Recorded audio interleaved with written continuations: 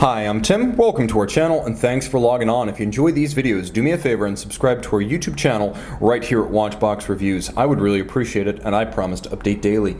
If you love this watch, you could see it and you could purchase it on our website, thewatchbox.com. And today we are discussing one of the most interesting variations on an existing watch from the 2018 model year. This is the Bulgari Octo Finissimo automatic in stainless steel.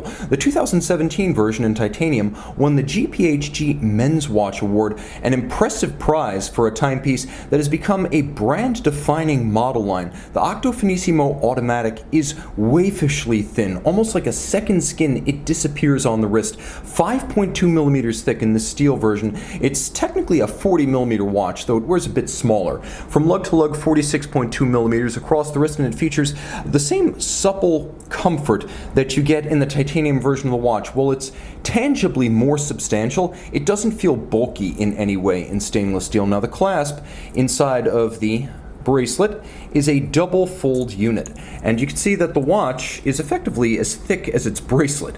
It is a frighteningly thin thing. Now in stainless steel it has a very different look than in titanium. The titanium is matte and gray, whereas the steel, yes, it's different in color than titanium, but it features a triple coat of gold, palladium, and rhodium to create this shimmering, almost glow-worthy tinge of explosive silver. It seems to reflect more visible light back at you than it receives. That sounds impossible, but there's something about this watch that is luminescent and ethereal. It's almost like a timepiece that lights itself in my box. I don't know how to describe it adequately. All I can say is that in person, it's singular. The bracelet is comfortable. You can see it uses pressed pins rather than screws to keep everything relatively thin, and you will find that there is a screw-fixed removable half link so that you can do a little bit of fine sizing.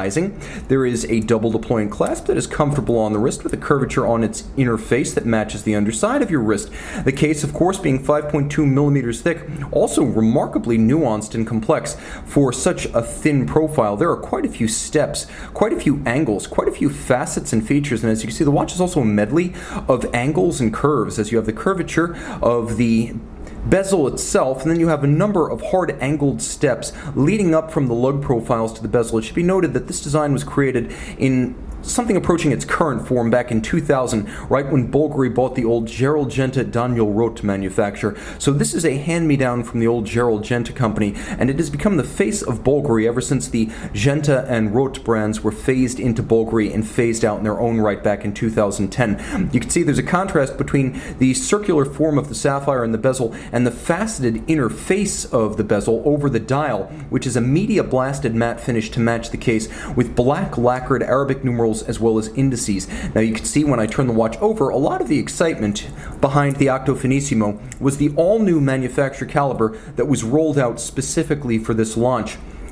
36.6 millimeters in diameter and only 2.23 millimeters thick. This is the ultra-thin 60-hour automatic BVL 138. You can see a full balance bridge to help add structural rigidity to the movement plate itself, as well as a little bit more of a brace against shock for the balance. You can see that it is super thin with a pure platinum rotating mass to maximize the efficiency of the winding system and high efficiency unlubricated ceramic rotor bearings. Now, being broad and thin, it's properly sized and shaped for its case, which is the signature of a true manufacturer.